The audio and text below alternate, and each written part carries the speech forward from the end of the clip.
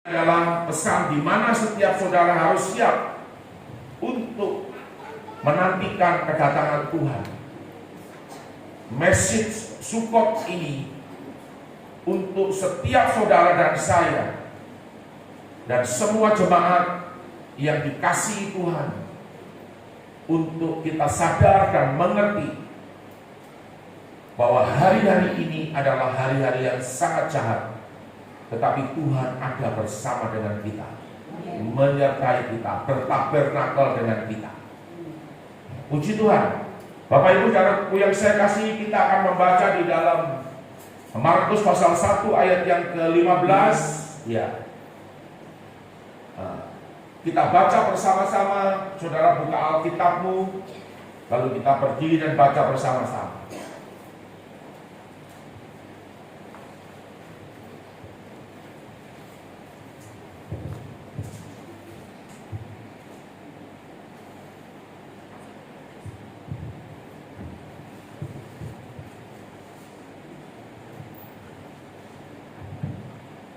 Sudah dapat semua? Mari kita baca bersama-sama. 1, 2, 3. Waktunya telah genap. Kerajaan Elohim Yahweh sudah dekat. Bertobatlah dan percayalah kepada Injil. Saya persilakan duduk. Bapak Ibu saudaraku yang saya kasih dalam Tuhan, sebenarnya waktunya ini sudah genap. Ini hanya injury time. Ini hanya perpanjangan waktu yang Tuhan berikan kepada setiap saudara dan saya. Tuhan masih ingin melihat kesetiaan kita. Selama perjalanan bangsa Israel dari Mesir menuju Kanaan, saudara bisa bayangkan 40 tahun. Dan sebelumnya itu mereka ada sekitar 400 tahun. Nyatanya sebenarnya 430, tapi ditulis masa perbudakan itu 400 tahun. Saudara, perjalanan yang sangat panjang. Tetapi Tuhan ingin untuk mereka beribadah. Dan mereka dibawa ke padang gurun. Yang pertama, Tuhan ingin melihat hati daripada bangsa ini. Yang pertama adalah Tuhan merendahkan hati mereka. Yang pertama. Dan yang kedua, Tuhan mencobai mereka. Apakah mereka ini tetap setia, tetap berpegang teguh kepada perintah Tuhan, selama mereka mengiring dan mengikut Tuhan, yaitu Bapa Yahweh, Elohim, Yeshua HaMashiach, Ruach HaKodesh.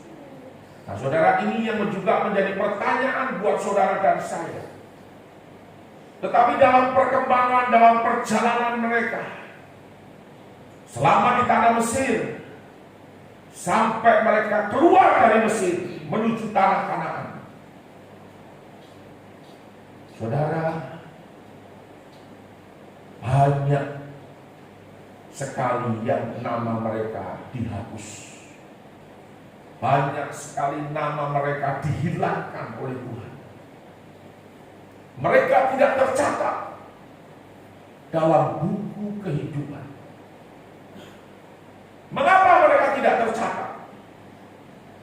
Tentu Tuhan punya alasan. Nah, inilah pesan Tuhan yang ingin disampaikan kepada setiap saudara, ingin disampaikan kepada setiap pendengar yang mungkin mendengar YouTube. Engkau dengar baik-baik pesan Tuhan. Saudaraku yang saya kasih dalam Tuhan, ya kita tahu bahwa ini adalah hari raya Sukkot. Sukkot itu termasuk hari raya besar, ya, dari 7 hari raya Israel. Nah, 3 hari raya ini yang belum digenapi, sementara kita ada di dalam perjalanan 3 hari raya ini. Yang pertama adalah kemarin kita merayakan Rosh Hashanah. Rosh Hashanah itu adalah hari raya peniupan nafiri. itu adalah tahun barunya Israel. Mengapa kita mengikuti tahun baru Israel? Karena akar kita adalah Israel. Akar kita adalah Ibrani. Akar kita adalah Yahudi. Back to the root, kembali kepada akarnya. Alkitab ini, saudaraku, ditulis oleh orang-orang Ibrani. Sekalipun agama lain banyak yang menjiplak, saya katakan demikian, memang nyatanya demikian, saudara. Ya, saudara, peniupan nafiri itu nanti akan ada namanya nafiri terakhir. 1 Tesalonika pasal yang keempat ayat 16 dan 17. Pada waktu tanda diberi, yaitu penghulu malaikat surga meniup trompet, dan trompet itu berbunyi. Pertama orang yang mati dan matinya dalam Tuhan, kubur-kubur mereka akan pecah. Mereka akan naik, bangkit, menyongsong Tuhan di angkasa. Dan yang kedua adalah orang yang masih hidup akan diubah tubuhnya menjadi tubuh kemuliaan, dan mereka akan naik, menyongsong Tuhan di angkasa. Inilah kedatangan Tuhan yang kedua, bukan menginjakkan kaki di bumi, tetapi dia di awan-awan. 1 Korintus pasal 15 ayat 51, 52 dan 53. 1 Korintus 15 ayat 51, 52 dan 53. Di sana dikatakan dalam sekejap mata engkau akan diubah dari tubuhmu yang dapat mati menjadi tidak dapat mati, dari yang dapat binasa menjadi yang tidak dapat binasa. Tubuh kemuliaan engkau akan diangkat. Dan yang kedua, orang yang mati dan matinya di dalam Tuhan itu akan diangkat. Jadi sama. Cuma di sana dikatakan ada nafiri terakhir, ada trompet terakhir yang dibunyikan. Setiap saudara yang setia, tetap percaya, mengasihi Tuhan, saudara akan dengar trompet itu. Dan dengan kaget saudara akan berubah tubuhmu, dan saudara akan terangkat bertemu Tuhan, menyongsong Tuhan di angkasa. Saudara akan ada bersama dengan Tuhan, karena di sana akan ada namanya pesta kawin perjamuan anak domba yang sudah siap hari-hari ini. Cuma kita sebagai umat Tuhan yang belum siap. Nah, saudara, itu nafiri. Dan yang kedua adalah hari raya pendamaian atau Yom Kippur. Yom Kippur ini berbicara tentang pengampunan, berbicara tentang pemutihan. Karena Yom Kippur di dalam Taurat itu adalah imam, dia harus masuk ke dalam ruangan maha suci. Di sini, dari sini, dari pintu gerbang, lalu ada pintu kemah, dan ada pintu atau kain tirai, lalu di ruangan maha suci. Dia harus menuangkan darah. Pada zaman Taurat itu adalah darah binatang, lembu jantan, domba jantan, dan darahnya dituang di atas tutup perdamaian. Untuk apa?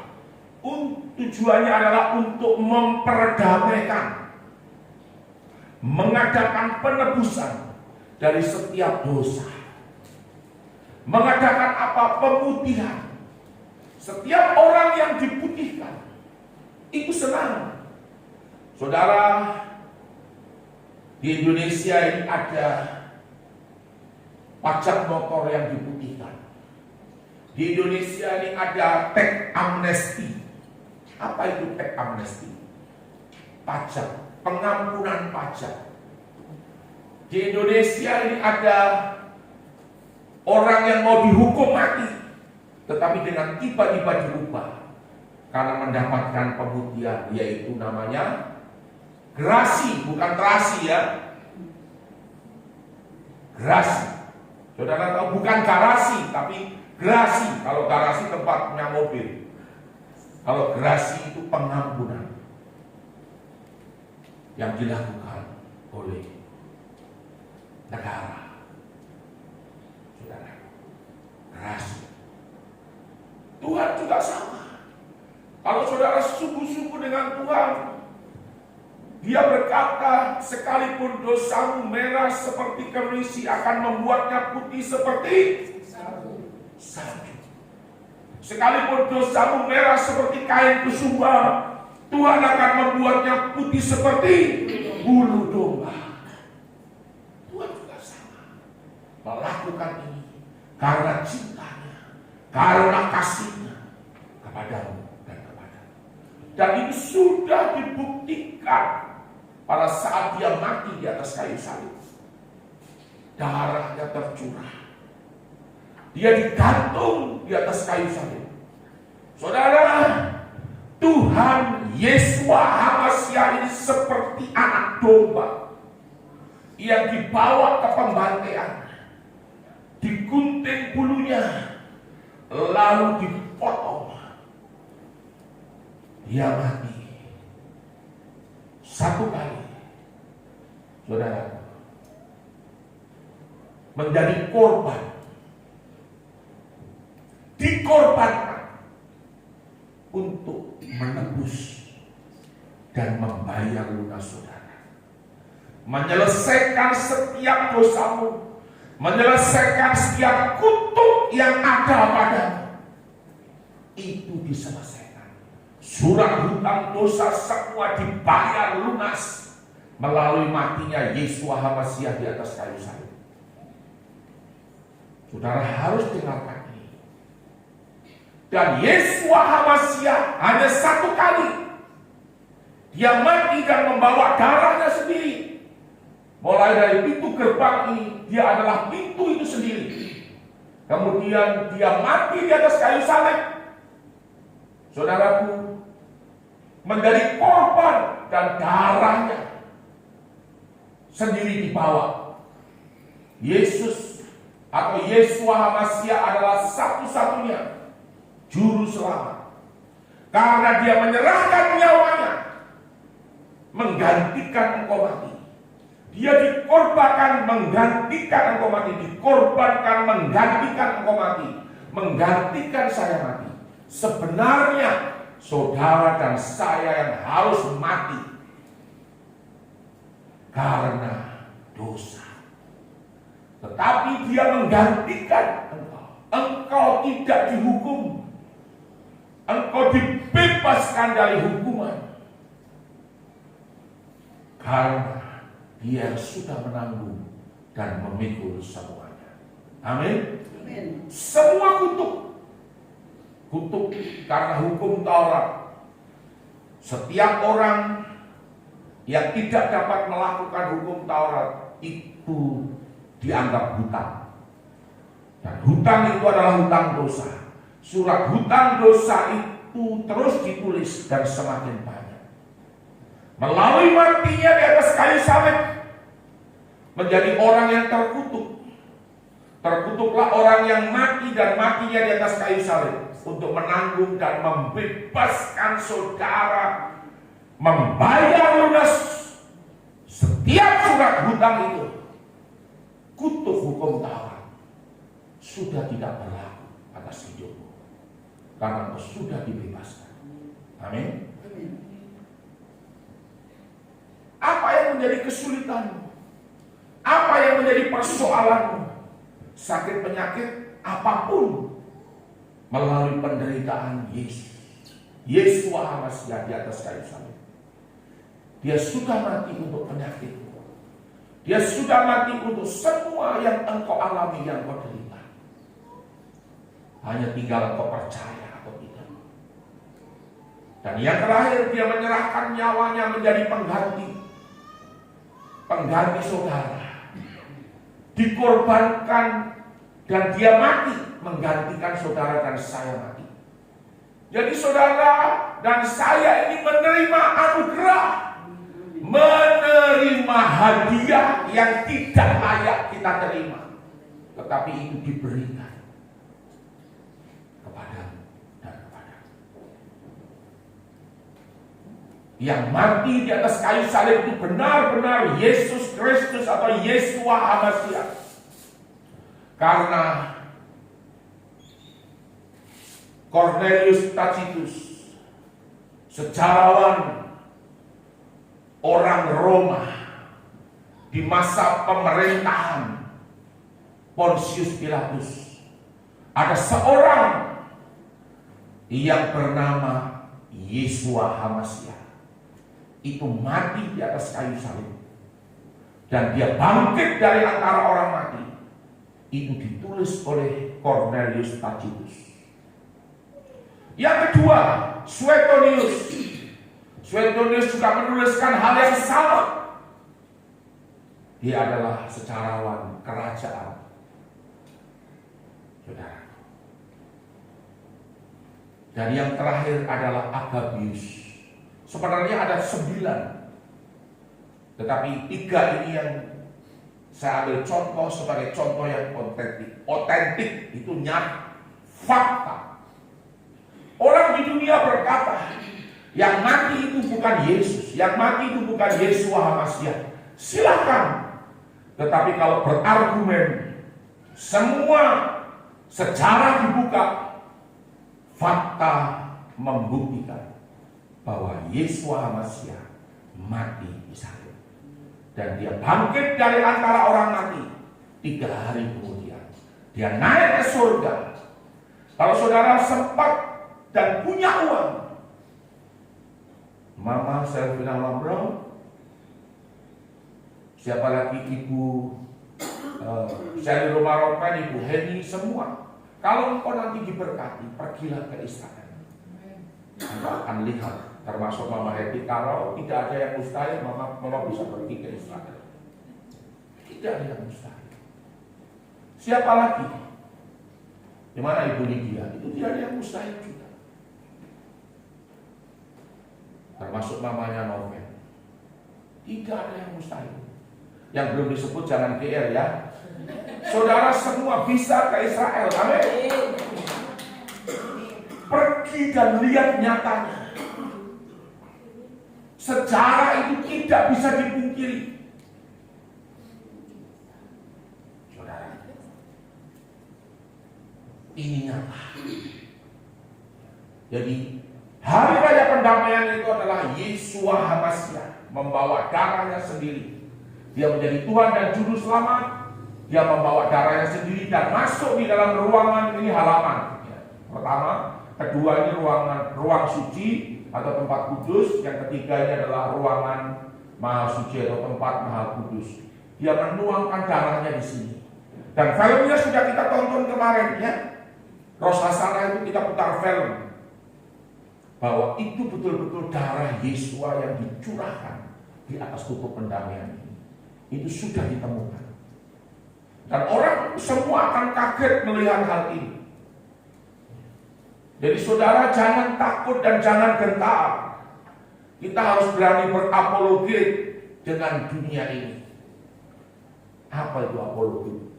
Itu bukan wafer, bukan ya.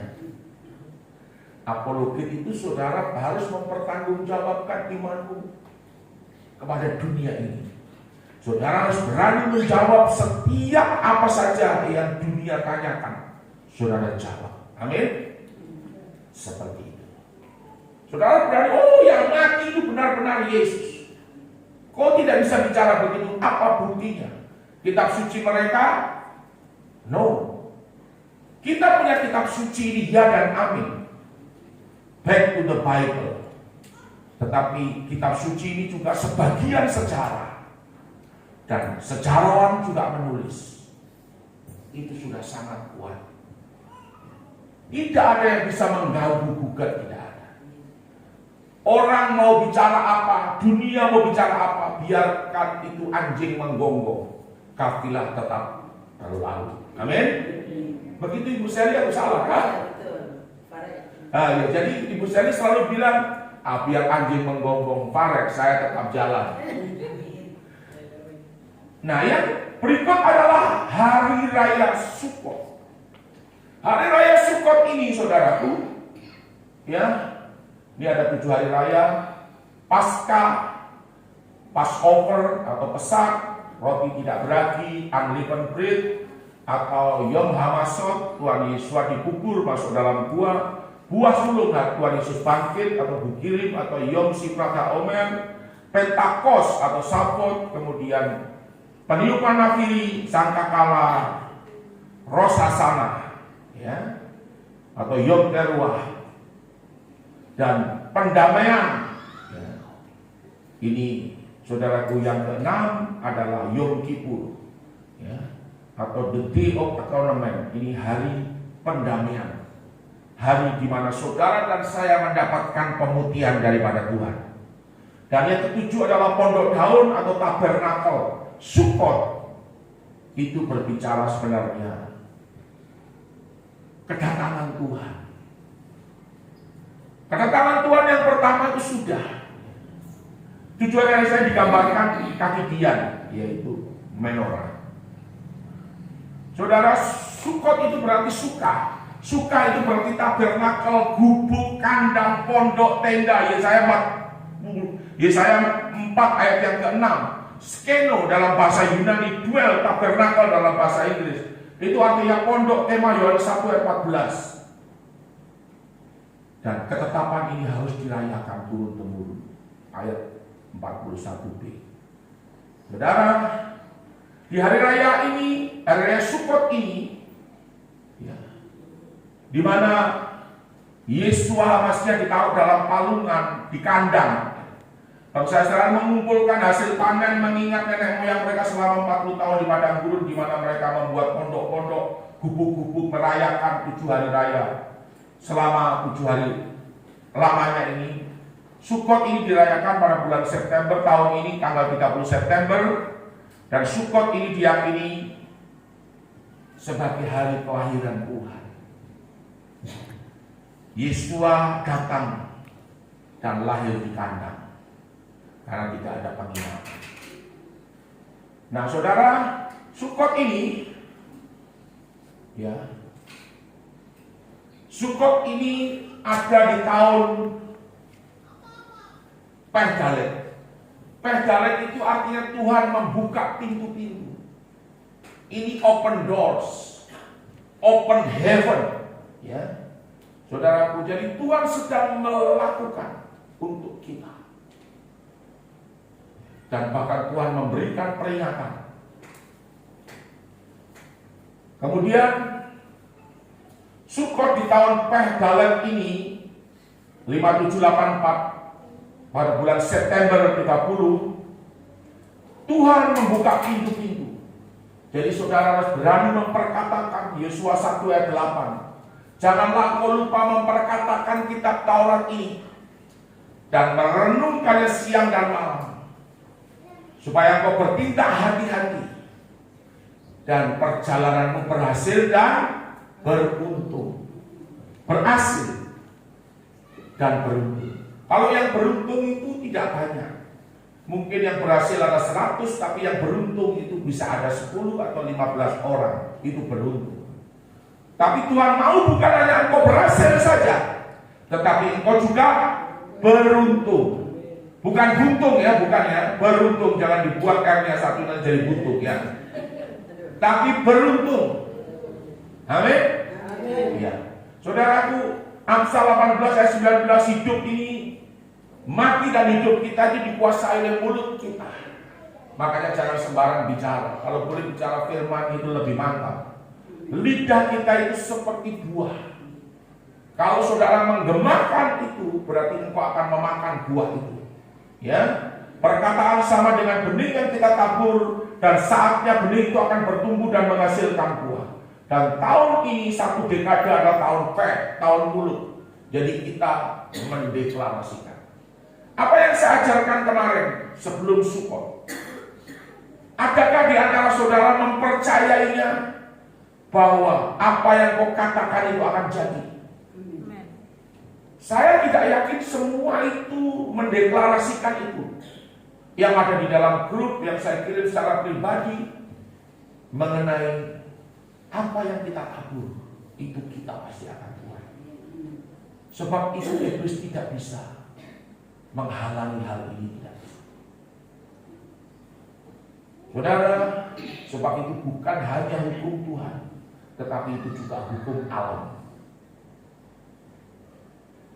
Saudara, ada orang-orang fasik, karena dia suka menabur, dia juga diberkati. Bahkan mafia-mafia yang suka menabur, mereka juga diberkati. Apalagi kita, anak-anak Bapa Yahweh, Elohim Ruach HaKodes. Kalau kita menabur, pasti janjinya dia dan amin. Engkau pasti diberkati. Taburan itu tidak dilihat nilainya, tapi taburan itu dilihat hatimu, kerelaan hatimu. Menabur dengan sukacita dan menabur dengan sungut-sungut itu beda. Kalau engkau menabur dengan sukacita, engkau akan membawa hasil. Tapi kalau engkau menabur dengan sungut-sungut, sekalipun hasil taburan tetap ada, tetapi tidak seperti apa yang kita inginkan. Amin. Ya. Jadi saudara, hari ini bersyukurlah hari ini kalau saudara datang di hari raya Sukot ini. Saya lihat banyak jemaat yang tidak hadir, ya. Tapi saudara akan dengar message daripada Sukot tahun ini. Nah, saudara, ini adalah kedatangan Tuhan yang pertama itu sudah, dan Tuhan Yesus akan datang yang kedua kali. Ini kita berbicara sedikit tentang dunia yang jahat, di mana tanda kedatangannya sudah sangat singkat. Yang pertama adalah gerhana bulan dan gerhana matahari. Saudara lihat, ini blood moon terjadi di wilayah Israel. Jadi pada waktu hari raya Paskah 15 April 2014 itu Paskah, ada gerhana bulan. Tabernakel yaitu Sukot Oktober 8 2014 ini terjadi di Israel. Dan di tengah-tengah itu ada gerhana yang disebut gerhana matahari, yaitu pada tanggal 20 Maret 2015. Kemudian 2015 juga ada Passover, yaitu 4 April 2015. Kemudian Sukot September 20 berapa itu? 28 2015. Saudara, ini sudah kita lalui. Bisa terjadi seperti ini lagi, itu perlu waktu 350 tahun yang akan datang. Pertanyaannya, apakah Tuhan akan datang 350 tahun lagi? Tidak. Tidak. Dia akan segera datang. Dan ini adalah tanda. Tanda di langit bumi Israel, gerhana bulan dan gerhana matahari di hari besar Israel, yaitu Paskah dan Pondok Daun atau Sukot. Saudara, Kisah 2 ayat 20, matahari gelap gulita, bulan merah darah di Paskah dan Sukot. Matahari akan berubah menjadi gelap gulita. Itu di dalam Kisah 2 ayat 20. Gelap gulita dan bulan merah darah sebelum datangnya hari Tuhan dan hari yang besar itu. Referensi diambil dari kitab Yoel juga, Yoel pasal 2 ayat 31, Matius 16 ayat 27, dan Matius 24 ayat yang ke-30. Saudara, matahari gelap gulita di hari raya Paskah dan Sukot. Saudara, gerhana bulan, lalu matahari, gerhana matahari. Saudara, itu menurut ahli gerhana namanya Mark Bill, untuk terjadinya ini saja itu harus butuh waktu sekian ribu tahun. Dan ini sudah terjadi. Tidak akan ada lagi dalam waktu dekat ini. Itu adalah tanda datangnya hari ini. Kita tidak bisa pungkiri dan tidak bisa sangkal. Ya. Kemudian di dunia ini ada mesin pengendali waktu yang namanya HAARP, High Active Auroral Research Program. Ini, saudaraku, dunia ini bisa dijungkir balikkan. Saudara lihat Beijing banjir, negara Arab, mulai dari Arab Saudi, kemudian negara Arab yang Libya, itu banjir di mana-mana. Pakistan, Bangladesh, kemudian cuaca ekstrim yang sangat panas, yang lebih dari 55 derajat Celcius, itu terjadi. Dan orang ribuan, puluhan ribu itu mati. Bahkan ratusan ribu orang mati. Saudara bisa membayangkan, hari ini pun kalau kutub utara akan dibuat mencair, esnya bisa, dan dunianya akan tenggelam. Saudara, ini adalah senjata modern yang sedang dikembangkan. Nah, yang ketiga adalah the third temple. The temple ini pembangunan bait suci yang ketiga. Saudara harus tahu bahwa itu akan diresmikan rencananya tanggal Paskah tahun 2024. Nah, saudara, kita memang berdoa supaya itu diadakan penundaan. Kalau itu diresmikan, maka bangsa Israel akan kembali ke zaman Taurat lagi yang belum mengenal Yeshua HaMashiach sebagai Tuhan dan Juru Selamat. Mereka akan membawa korban lagi, domba jantan, lembu jantan, mereka akan bawa. Dan itu adalah merupakan penghinaan, penghujatan terhadap Tuhan kita, Yeshua HaMashiach. Mengapa mereka akan membawa korban pada zaman ini lagi? Padahal ini sudah digenapi dengan Yeshua HaMashiach mati. Dia mati di atas kayu salib.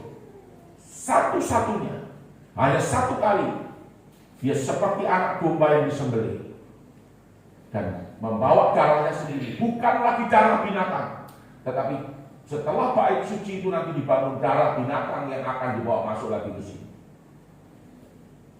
Saudara bisa bayangkan, itu penghujatan terhadap Tuhan kita Yesus. Itulah antikristus. Makanya yang duduk di sini nanti, duduk di temple ini adalah antikristus. Kita lagi berdoa kalau boleh diadakan penundaan karena lawatan belum terjadi. Saya pernah bercerita dari Yerusalem menuju ke 7 sidang jemaat di Asia Kecil, itu di wilayah ini. Ada 7 jemaat, mulai dari Laodikia, Philadelphia, Pergamus, Tiatira, Smyrna, kemudian yang lain-lain, saudara. Dan itu Injil dari utara dibawa ke barat, Amerika, ke Eropa.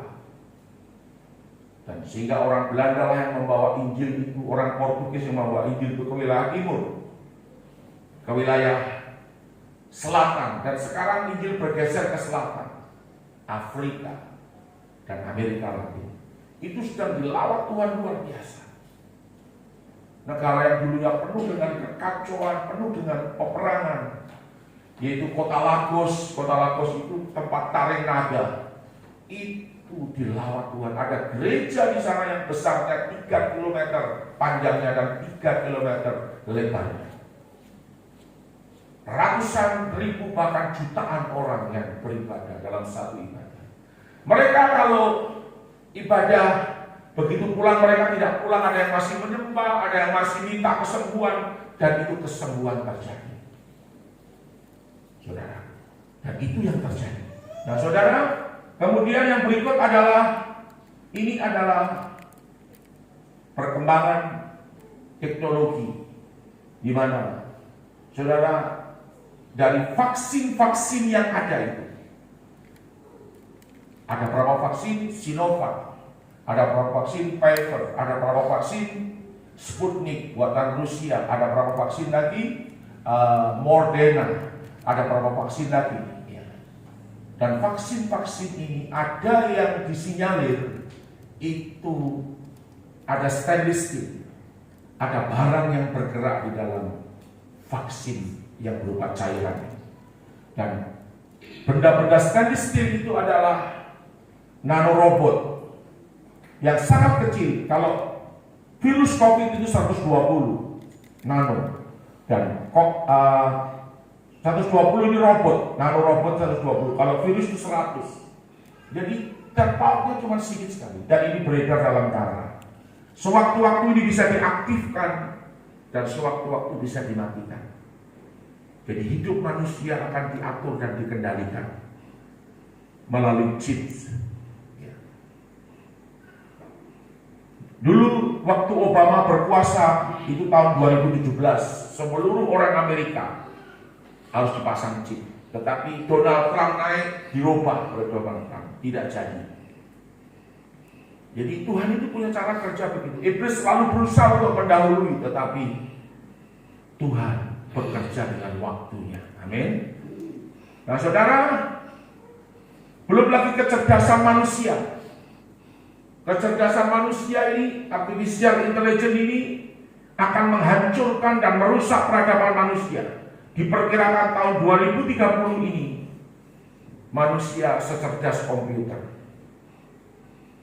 Jadi sekarang ini saja di dalam dunia maya kita bisa lihat bagaimana hacker, bukan cracker ya, kalau cracker itu roti gambin itu, tapi ini hacker. Hacker itu dia bisa masuk ke sistem internet di satu negara, di perusahaan, di badan-badan pertahanan. Pernah hacker dari Indonesia itu mematikan sistem internet yang ada di Malaysia. Dimatikan dan gegerlah seperti itu.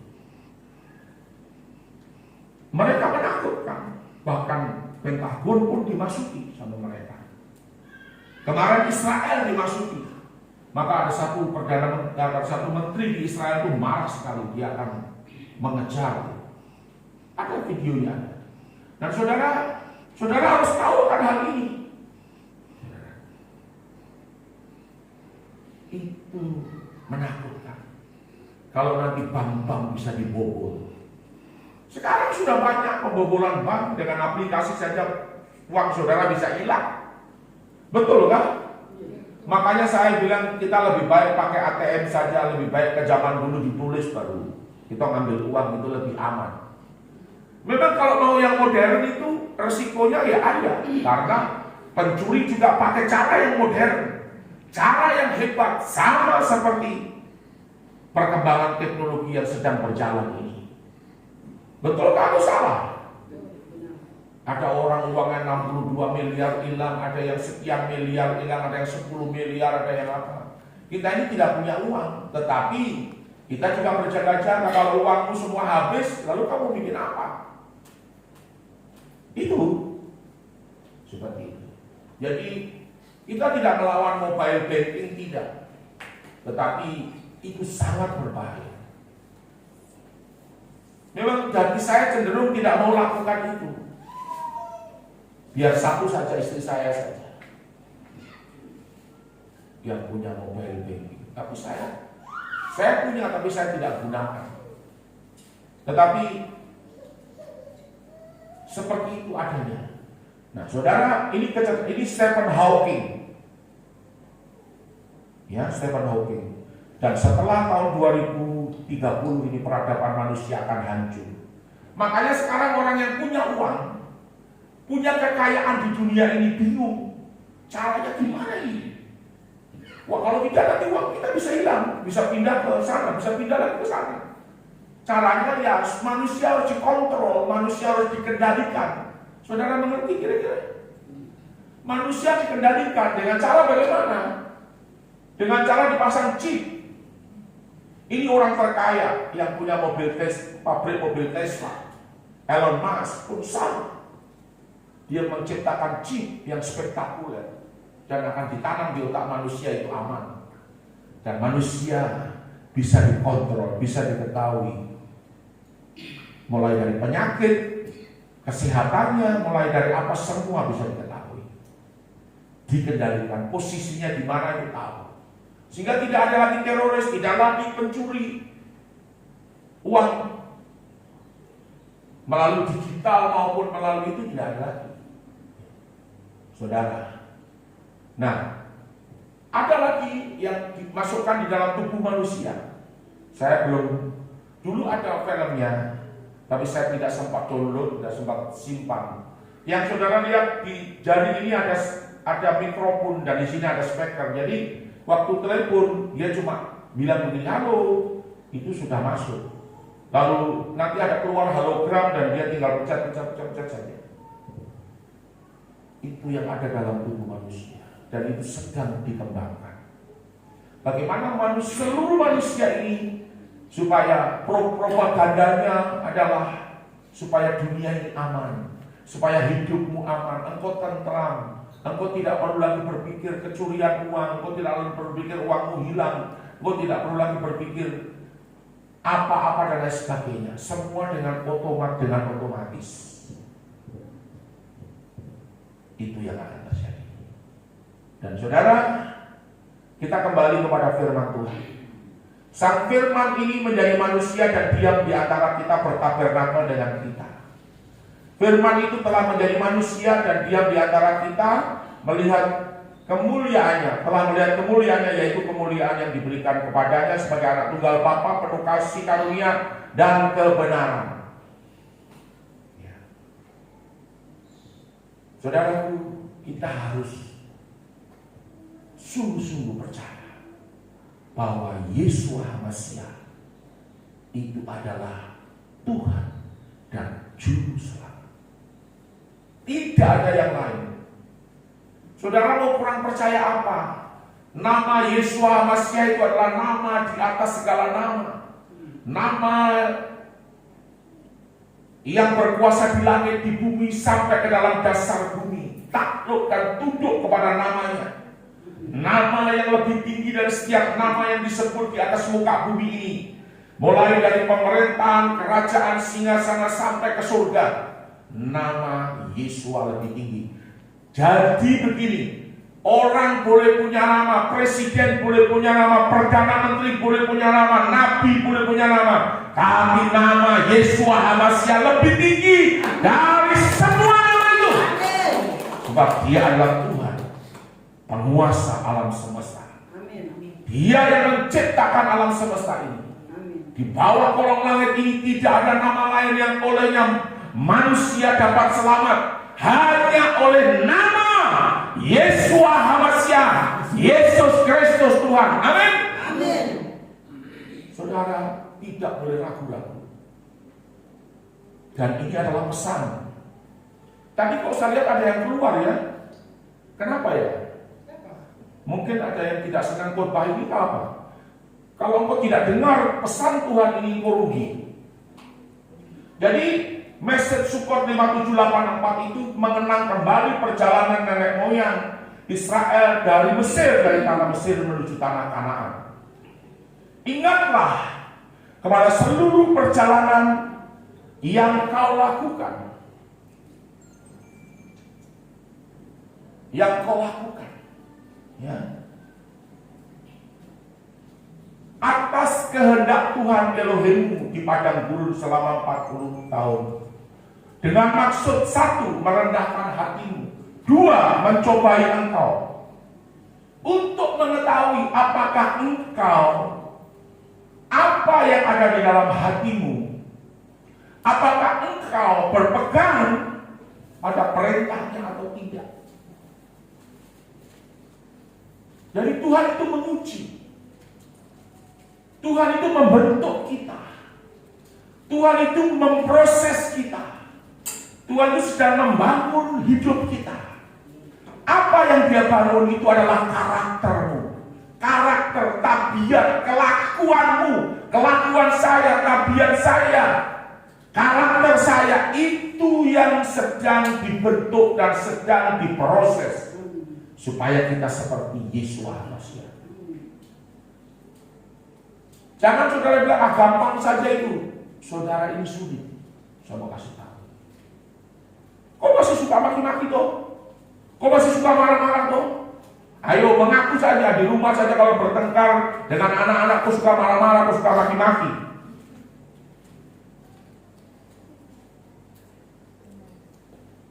Saya juga, saudaraku, tapi saya sudah, itu frekuensi sudah saya kurangi.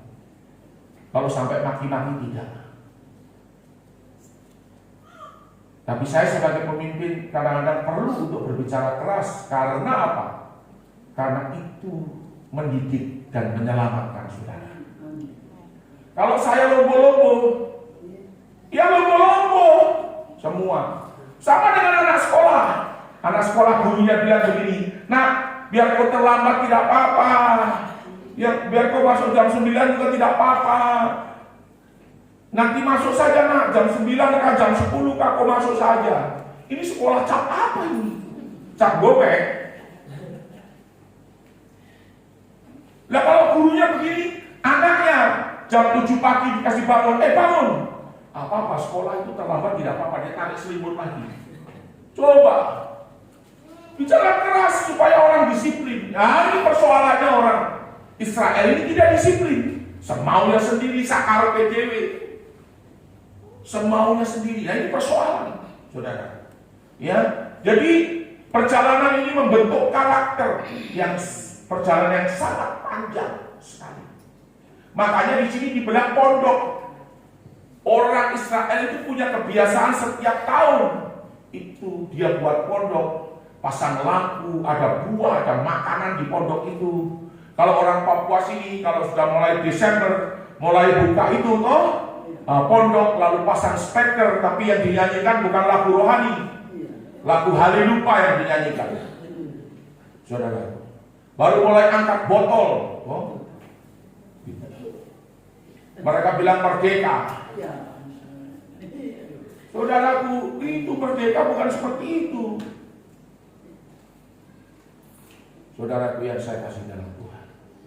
Dan itu kejadian itu di mana-mana. Nanti orang mabuk, tabrakan, mati dan sebagainya. Kita ini berdoa supaya tidak ada orang mati, supaya orang itu selamat. Tetapi bagaimana kalau mereka mencobai Tuhan?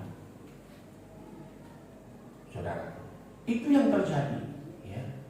Jadi ada pesan Tuhan yang saudara harus tahu, yaitu mengenang kembali message Sukkot ini. Ya, kita melihat yang pertama dari silsilah. Matius 1 ayat 17. Jadi saudaraku, jadi seluruh ada 14 generasi dari Abraham sampai Daud, 14 generasi dari Daud sampai ke pembuangan Babel, dan 14 generasi dari pembuangan Babel sampai ke Kristus. Semua jumlahnya 42 generasi. Tetapi nyatanya itu lebih dari 42. Nyatanya. Ya, ada contoh-contoh, ya. Faktanya tidak demikian, lebih dari itu. Sebab ada generasi yang dihapus, generasi yang dihilangkan. Nah, saudara, ini yang terjadi. Ya. Jadi fase pertama itu mencakup 1156 tahun. Itu kalau dibagi satu generasi itu 25 tahun sampai 30. Itu saja sudah 46. Hampir 47 generasi. Ini ada hitungannya semua sesuai dengan Alkitab di dalam buku ini. Bukunya Abraham, Pak, yang mengajarkan penebusan itu dari kitab Perjanjian Lama. Diawali dari kitab Kejadian pasal yang ketiga ayat 15. Orang bilang Perjanjian Lama sudah tidak berlaku. Siapa bilang? Kalau tidak ada Perjanjian Lama tidak ada penebusan. Karena diawali dari kitab Kejadian. Di dalam kitab Kejadian itu ada penebusan. Saudara, nyatanya seperti itu. Berapa ratus tahun dari 42 generasi ini. Nyatanya yang sekarang dihitung itu baru 41. Nah, ada generasi yang ke-42 yang ditulis dalam Alkitab. Itu siapa? Itu adalah saudara dan saya. Generasi yang terakhir, generasi 42. Generasi terakhir, saudara. dua fase yang telah dihapus. Fase pertama itu antara Ram dan Aminadab. Yang kedua itu Salmon dan Boas. 430 tahun masa di Mesir, jadi 400 tahun di perbudakan. Itu saudaraku, banyak yang dihapus. Silsilah keturunan itu banyak yang dihapus. Mengapa mereka dihapus? Karena mereka menyembah berhala. Mereka punya berhala-berhala. Jangan kau bilang saya pergi ke dukun tidak apa-apa. Kau sudah percaya Yesus Masias sebagai Tuhan dan Juru Selamatmu. Tapi kalau kau punya masalah, dompetmu hilang, jam tanganmu hilang, HP-mu hilang, engkau cari tete tua, engkau cari nenek Sorito, engkau cari nenek Ambroben, engkau cari tete Manado. Aduh saudaraku, itu kutuk buat hidupmu. Apakah kalau engkau berdoa bersama dengan hamba Tuhan, barang itu tidak bisa kembali? Bisa kalau engkau percaya. Masalahnya karena engkau sudah percaya dengan penyembahan berhala, engkau punya jimat-jimat, engkau punya doti-doti, engkau punya opo-opo. Dari generasi ke generasi keturunanmu, engkau terima itu minyak dalam botol, engkau terima itu mungkin kain merah, mungkin kain putih dan lain sebagainya. Ada tulisan-tulisan apa itu, tulisan setan di dalamnya, engkau terima dan engkau simpan itu. Katanya untuk perlindungan. Itu tipu, itu bohong. Saya mau kasih tahu. Tipu, bohong. Itu sama dengan kau menyembah berhala. Saudara, kau pikir kalau kau pergi ke dukun, nanti anaknya punya masalah, dia pergi kemana? Ke Biak Utara, cari siapa tete, siapa yang dicari di sana, nenek siapa yang dicari di sana. Baru mereka tersenyum. Sekalipun engkau majelis, sekalipun engkau pemimpin gereja, apa ada pendeta? Ada. Saya mau beritahu saja. Apalagi jemaat. Oh, mama, jangan menyembah berhala. Karena namamu bisa dihapus dari kitab kehidupan. Namamu tidak akan ada di sana. Sebab penyembahan berhala itu kejijikan bagi Tuhan. Dan yang kedua, lupa hari Sabat. Orang bilang sekarang ini kita telah ibadah juga tak apa-apa, ibadah di rumah juga tak apa-apa.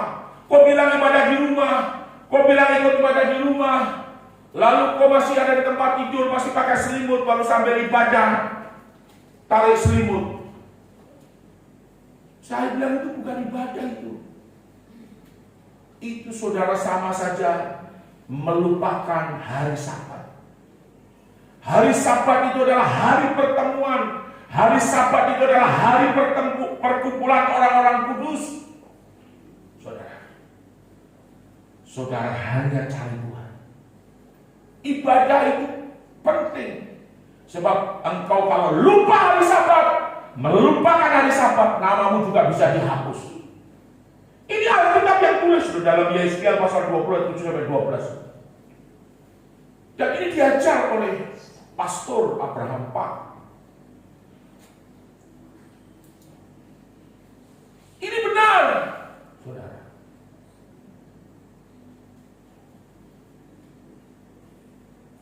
Saudaraku yang saya kasih dalam Tuhan, ini pesan daripada Sukot 5784. Berhenti engkau pergi ke kuburan, lalu kau bilang, tete ini cucu datang. Oh tete sekarang cucu sudah berhasil, sudah jadi sarjana. Oh tete sekarang cucu sudah berhasil, cucu sudah punya mobil, sudah punya rumah, sudah punya istri cantik. Kau bicara dengan siapa? Tete, ini seorang mahasiswa datang. Tete, saya ini mau ujian, saya ini mau bikin skripsi. Tete bantu saya kah? Tete tolong saya kah? Bantu saya bikin skripsi. Kau tidak tahu bahwa tete belum buta huruf? Ini benar saudara. Dia mungkin jawab dari sana, oh nak, oh cucu, Tete ini pun tahu loh bagaimana kau bisa suruh saya bikin skripsi. Saudara, kau datang ke kuburan itu cukup bersihkan kuburan. Tidak usah bicara dengan dunia orang mati. Sebab itu ikatan tali-tali maut, itu ikatan di mana saudara diikat dan maut akan membawa engkau. Ada kutub, yaitu kutub alam kubur. Saudara, saya bicara ini benar karena banyak orang yang melakukan ini. Sehingga apa? Hidupnya dipengaruhi dengan alam dunia orang mati. Hidupnya dipengaruhi dengan arwah-arwah dunia orang mati. Dan sebentar lagi dia mati. Saudara, jangan. Itu juga termasuk saudara, hatimu bergeser dari Tuhan.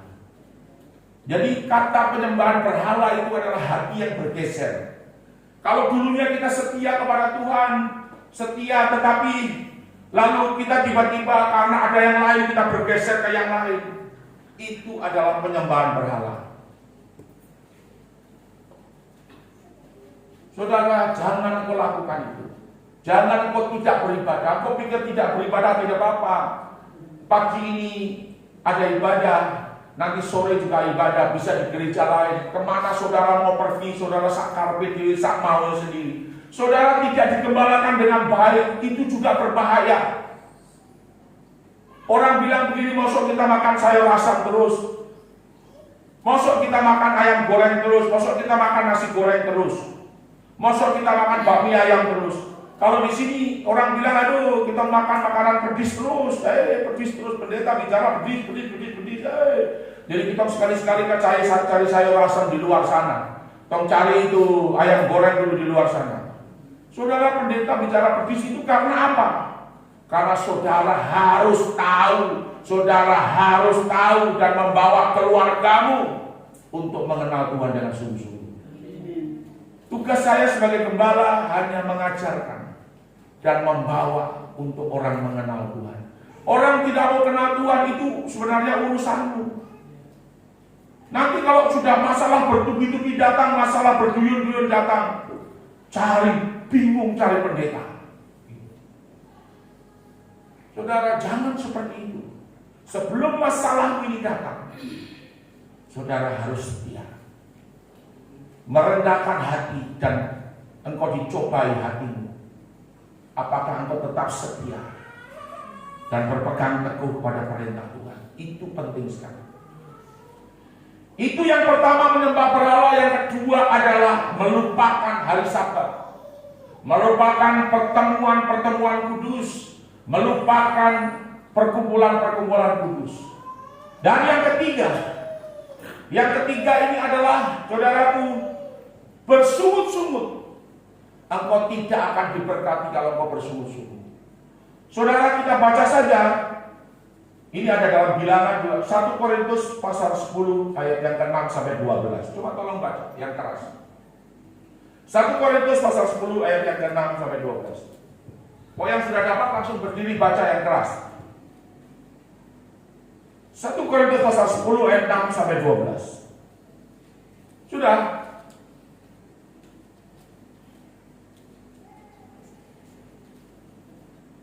Lama sekali. Kalau pakai HP itu kan sebentar sekali. 1 Korintus pasal yang ke-10 ayat yang ke-6 sampai 12. Ya. Dan hal-hal ini telah dijadikan contoh bagi kita. Itu telah dijadikan contoh, yaitu bangsa Israel. Terus? Supaya kita tidak menjadi orang-orang yang berkeinginan jahat. Supaya kita tidak menjadi orang-orang yang berkeinginan jahat. Sebagaimana mereka sendiri juga telah berkeinginan. Sebagaimana mereka sudah berkeinginan. Dan janganlah menjadi penyembah-penyembah berhala. Janganlah menjadi penyembah-penyembah berhala. Sama seperti beberapa orang dari mereka, sebagaimana telah tertulis. Sama seperti mereka, beberapa orang dari mereka yang telah tertulis. Terus? Bangsa itu duduk untuk makan dan minum. Bangsa itu duduk untuk makan dan minum. Dan mereka bangun untuk menari-nari. Mereka bangun untuk menari-nari. Jangan pula kita melakukan percabulan. Janganlah engkau melakukan percabulan. Sama seperti beberapa orang dari mereka telah. Sama seperti beberapa orang dari mereka. Terus? Dan dalam satu hari. Dalam satu hari. Telah berkelimpahan 20.000 orang. Telah berkelimpahan 20.000 orang. Terus? Janganlah pula kita mencoba Hamasiah. Janganlah kita mencobai Tuhan Yesus Hamasiah. Terus? Sama seperti beberapa orang dari mereka juga. Sama seperti beberapa orang dari mereka juga. Telah mencoba dan mereka telah binasa oleh ular. Mereka telah mencoba dan mencobai dan mereka binasa oleh ular kedung. Terus? Janganlah pula bersungut-sungut sama seperti beberapa orang dari mereka. Janganlah engkau bersungut-sungut seperti mereka. Juga telah bersungut-sungut dan mereka telah binasa oleh si pembinasa. Mereka yang bersungut-sungut telah binasa oleh pembinasa itu. Terus? Dan semua contoh ini telah terjadi kepada orang-orang itu dan telah dituliskan sebagai peringatan bagi kita. Semuanya itu terjadi menjadi satu peringatan dan telah dituliskan bagi kita. Ayo. Yang untuk siapa akhir zaman telah tiba. Yang untuk siapa akhir zaman telah tiba. Karena itu siapa yang menganggap berdiri teguh. Siapa yang menganggap berdiri teguh. Biarlah dia berhati-hati agar tidak jatuh. Biarlah mereka berhati-hati dan tidak jatuh. Pencobaan tidak pernah menimpa kamu. Pencobaan tidak pernah menimpa kamu. Kecuali yang manusiawi. Kecuali yang manusiawi. Dan Elohim itu setia. Elohim itu setia. Dia tidak akan mengizinkan kamu dicobai. Ia tidak ingin menginginkan kamu dicobai. Di atas apa yang kamu mampu sebaliknya. Di atas kamu mampu sebaliknya. Bersama pencobaan itu dia juga akan membuat jalan keluar agar kamu sanggup Iya, dengan kata lain saat kau dicobai Tuhan akan membuat jalan keluar. Cukup sampai di situ ya. 12 ya. Oke. Iya, saudaraku yang saya kasih dalam Tuhan, bukan kalau kau bersungut-sungut, bukan berkat yang datang, tetapi ular kedung, malaikat maut itu yang datang kepadamu. Ini benar. Itu ditulis dalam 1 Korintus pasal 10 ayat yang ke-6 sampai yang ke-12. Malaikat maut yang datang. Tuhan paling tidak suka kalau kita bersungut-sungut melawan dan memberontak seperti bangsa ini. Sebagian bangsa ini. Dan nama mereka dihapus dari kitab kehidupan. Mereka dihapus, tidak diizinkan masuk negeri Kanaan. Mereka mati di padang gurun. Saudara, ini nyata. Apakah kita mau mati sebelum kita masuk surga? Mati bodoh-bodoh. Sedangkan Tuhan itu cuma menangis, mencucurkan air mata. Jangan, saudara. Sukot ini memperingatkan saudara. Saya rindu yang tidak beribadah punya hati untuk engkau beribadah. Karena engkau bukan menyimpan harta di bumi, tapi engkau menyimpan harta di surga. Hartamu di surga itu nanti akan menjadi berkatmu di bumi ini juga. Amin. Nah, saudara, persungutan pemberontakan umat Israel sehingga membuat ular kedung memakut mereka. Lalu Musa berdoa minta ampun kepada bangsa Israel. Dibuatlah patung ular tembaga. Barang siapa memandang ular tembaga sembuh. Bayangan ular tembaga itu membuat sembuh. Itu adalah, kalau engkau percaya, ular tembaga itu adalah bayangan daripada Yesus Hamasiah yang mati di atas kayu salib. Pada saat engkau mengalami penderitaan, pada saat engkau mengalami apapun, pandang Yesus Hamasiah, maka engkau akan sembuh. Tetapi sesungguhnya penyakit kita lah yang ditanggung dan dipikul oleh Dia. Orang mengira dia dipukul dan ditindas oleh Bapa Yahweh, tetapi pemberontakan dan kejahatan kita lah yang dipikulnya. Saudaraku, berhenti sudah, stop. Mari kita menjadi seorang anak-anak yang siap untuk kita beribadah. Pergi beribadah. Datang kepada Tuhan. Beritahu suamimu 3 pesan ini. Yang pertama, menyembah berhala. Jangan engkau pergi ke dukun, jangan engkau cari tete Manado, tete Ambroben, nenek Suridu, atau siapa saja. Jangan. Oh, kalau mereka suka makan pinang baru kau datang, nanti dia mulai makan pinang. Itu ludah merah baru dia mulai tiup tuh. Kau make-up muka itu langsung merah semua. Kau keluar nanti orang bilang, ini hantu dari mana ini? Jangan. Stop ya. Jangan pergi ke kuburan lalu kau bicara dengan kau papa, kau mama, kau tete, kau nenek. Jangan. Apalagi kau minta uang sama dia, mama ini, tete, cucu ini datang, uang tak ada, jadi tete kasih saya uang kak. Oh, mama jangan. Itu yang datang bukan kau tete, nanti yang datang itu setan. Berhenti sudah, minta ampun kepada Tuhan. Amin. Saudara, persungutan.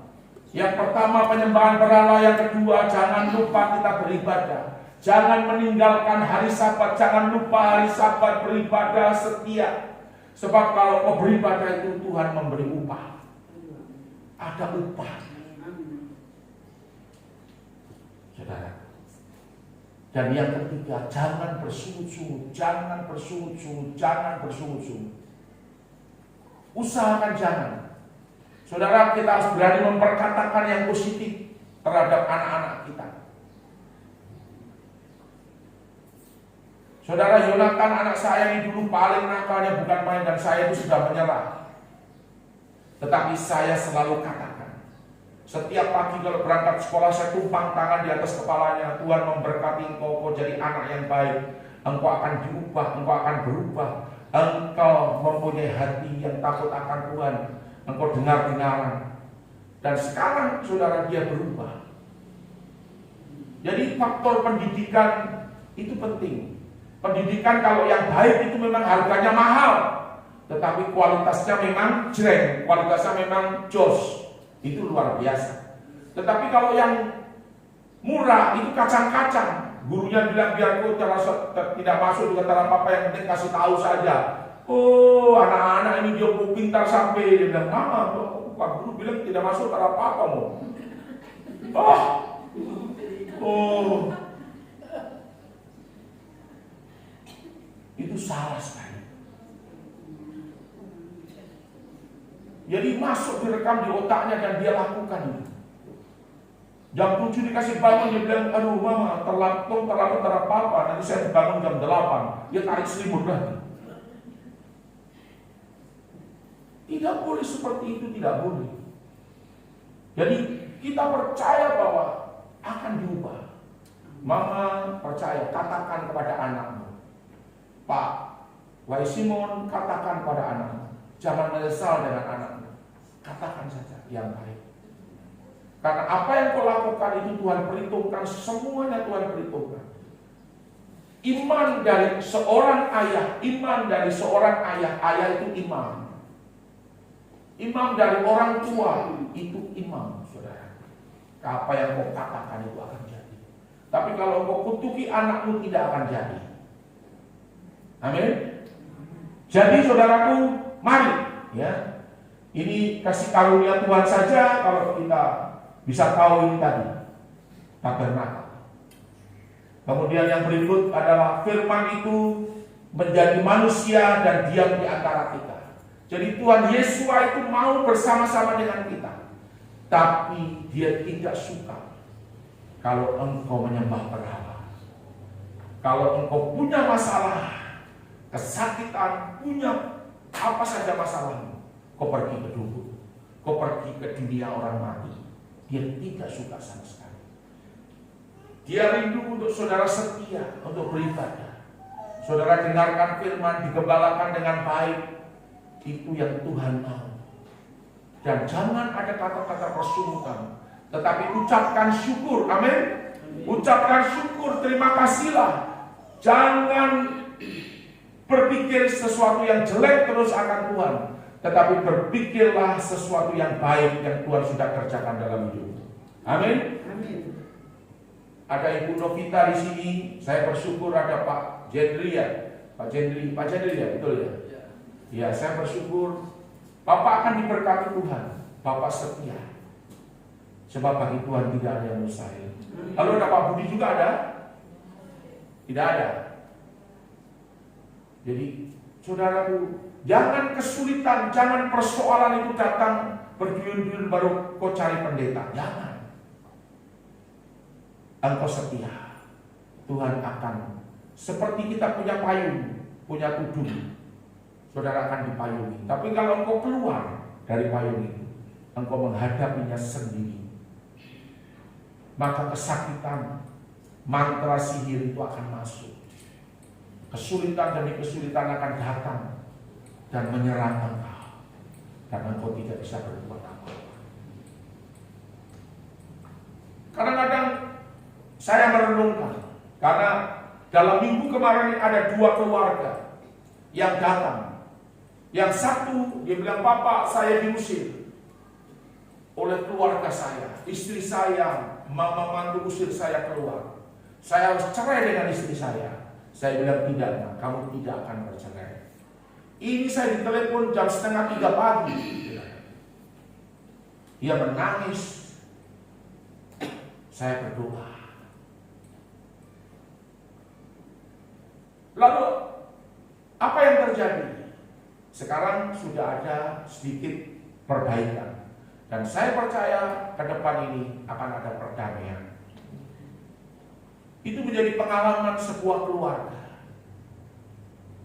Tetapi ada lagi satu datang. "Oh, Pak Pendeta, saya punya suami ini, punya perempuan lain." Dia cerita semuanya dari A sampai Z. Saya bilang, "Ibu percaya, itu adalah roh asmara. Roh asmara itu berasal dari Isabel. Jadi harus diputuskan. Jadi bapak-bapak, mama-mama semua, engkau yang punya anak perempuan, punya anak laki-laki, jangan sampai kalau kau punya anak laki-laki ganggu istrinya orang, atau punya anak perempuan ganggu suaminya orang, jangan sampai." Loh, saya harus bicara ini karena ini harus menjadi pelajaran. Kalau kita hanya dengar pelajaran saja tetapi tidak melakukannya, itu juga masalah. Bawa anakmu kembali kepada Tuhan. Apalagi kalau anakmu itu cantik, harganya mahal. Jadi nona-nona juga jaga hidupmu, engkau nyong-nyong, anak ganteng juga jaga hidupmu. Jangan kau bawa perempuan sembarang-sembarang. Jangan. Amin. Puji Tuhan. Di depan kita ada cawan perjanjian baru, cawan yang disahkan dan dimeteraikan oleh darah anak domba. Kita naikkan satu pujian, mari.